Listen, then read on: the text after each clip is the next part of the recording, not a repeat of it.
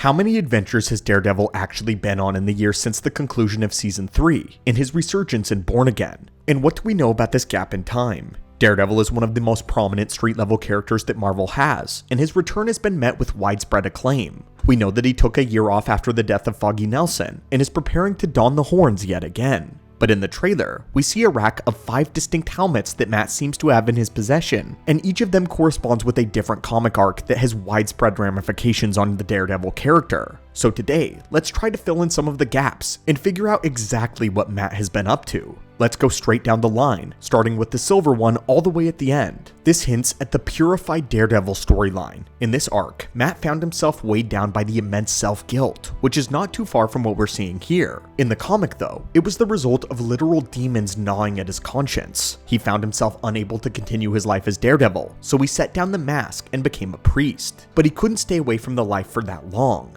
Oftentimes, the term demons is used to refer to the weight of one's actions, or decisions that haunt someone for reasons one or another. And in the Daredevil series, both are true. So when he went to Doctor Strange and asked to be exorcised, and after some mystic intervention, Matt had these literal demons cast out, purifying the man without fear, and giving way to an enlightened Daredevil. This version of Daredevil actually underwent a crusade to track down and defeat the 7 deadly sins, who were plaguing Hell's Kitchen and attacking Matt's loved ones. Sloth possessed Elektra, while Envy went after Ben Urich, and Daredevil himself was forced to contend with a wrathful Wolverine. Daredevil is not usually a mystic entity, and most of his adventures are around street-level crimes, but these demons were the personification of Matt's own sin, and remain one of the more interesting mystic adventures for the man without fear. In the MCU, we find it unlikely that Matt has any adventures that deal directly with the supernatural, and we find it even less likely that he has crossed paths with Doctor Strange, but this could still allude to the idea that Matt took up the title of a priest at some point in the past.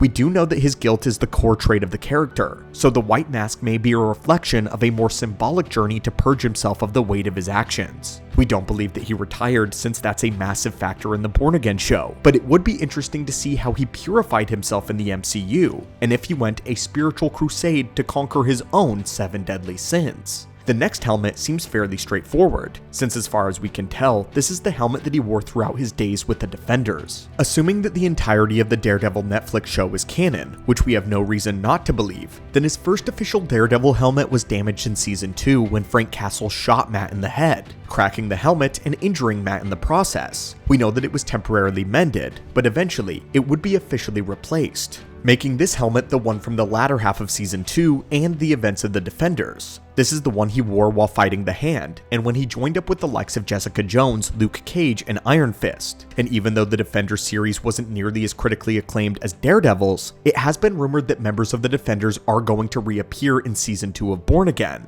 This means that there's likely a chance that the events of the Defenders are still canon if we are basing it on how respectful Born Again has been to the original series. But let's now move on to Daredevil's next suit, the red and gold suit that he wore from She-Hulk. We don't know exactly how long before Foggy's death the events of She-Hulk took place, but it's interesting to consider whether or not these masks are placed in chronological order or not. Because if they are, then it means that they would have retired the yellow suit and adopted 2 more in less than a year. Matt has been busy. The yellow suit is based on Matt's first ever appearance, which was inspired by the boxing robes of Battling Jack Murdoch. In the original comic run, the suit was actually made from Jack Murdoch's boxing robes directly, though in the show and later adaptations, this shifted to just becoming his inspiration. It could be Matt honoring his father in some way of this span of time, whether it's an anniversary or a memorial, especially considered that he wasn't in Hell's Kitchen when he wore the suit in the MCU. Instead, he was in California, and he commissioned Luke Jacobs to either create or repair a new yellow helmet for him.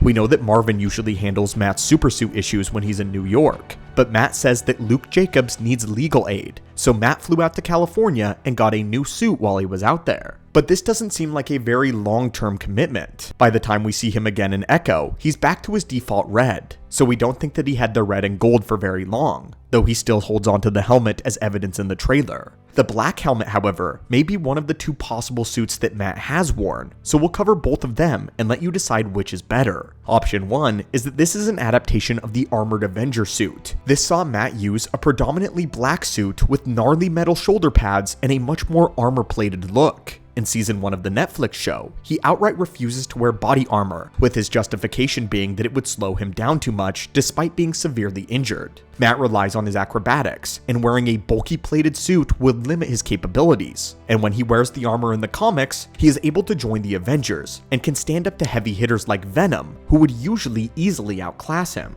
He kept his billy clubs at his wrists and was much more durable. But the second option is this could be an adaptation of the Shadowland suit, which is when Daredevil slipped and became an outright villain. By this point, he had been mentally and emotionally broken from his past life as a vigilante, but the organization known as the Hand had grown to admire his skill. For years, he had been at odds with them, and he had generally been able to stand up to them at every single impasse. But eventually, the Hand offered him a leadership role in their organization, and he took it. They acknowledged that he had become the best of them, and they were willing to follow his command. However, they did have a contingency plan. If he denied them, they would go directly to Wilson Fisk, and Matt decided on having one hand on the leash was better than letting the Kingpin run amok. Now, having a brand new army of assassins under his control. Reluctantly, Matt accepted, but he slowly began to slip into villainy. His dark Shadowland suit is a sleeker adaptation of the armored Avenger look that allows him to remain acrobatic while operating with the Hand under his control. This brings up an interesting through line that indicates that these helmets may not actually be in chronological order though. We began this video by talking about the silver Purified helmet that was meant to symbolize Matt's redemption, as in that story he defeated his inner demons and redeemed himself. Then it's therefore possible that in the MCU, that these two helmets in particular go hand in hand. We don't believe that he ever joined the Hand, especially not after season 2. But we also don't believe that he fought literal demons like the Purified suit would indicate. But we do believe that Matt has had a dark phase in a fairly recent past. We believe it's likely that Matt found himself going down a dark path, taking on even more ruthless approach to his life as a crime fighter, thus resulting in a darker suit inspired by the Shadowland arc. It's important to mention that even in his darkest streak, he still never has killed anyone. But the first time he ever attempted to kill someone was when Bullseye killed Foggy. Whatever happened in this period of time that we do not see could lead to a road of redemption. He may have needed to rediscover his faith in humanity, and once he believed that people were inherently good, he changed his suit to the white and the silver. This may have been Matt's attempt to inspire change. This would also explain his good mood in the She-Hulk series, as he has a more lighthearted take on all of his crime-fighting ventures. Daredevil has stories where he is more lighthearted, but this particular version usually takes himself very seriously. But he has recently found himself redeemed with a new lease on life and a new view on humanity. Then the events of a Purified arc could have their own way in his adventures with Jen Walters. He may have pivoted from the silver suit to the red and gold to remember his father, and then he went back to Hell's Kitchen. He eventually found a middle ground that led him back to his red suit from Echo in the beginning of Born Again. This new suit seems like an updated version of the red suit from season 2, and Matt's demeanor in Echo seems to indicate that he's been taking himself very seriously again. But it's only when Foggy dies that he decides to formally retire, since he crossed a line and attempted to kill Bullseye. But the one thing that all of these suits have in common is the fact that they showcase the iconic Double D logo, something that Marvel has yet to give us in live action. So far, all of Matt's live-action suits have been blank, and Daredevil fans are still holding out hope that the Double Ds will be shown very soon. But anyway guys, what do you think of Matt Murdock's new collection of suits? And what do you think this timeline works in relation to the comics? And are all of these suits inspired by different comic arcs from Matt? Does this answer the various storylines suggested by the helmets? And which of them would you like to see Matt take up next? Would you like him to stick to the red for the foreseeable future? Or should he readopt one of the different uniforms? As always guys, smash that subscribe button for more lore, and have a great day.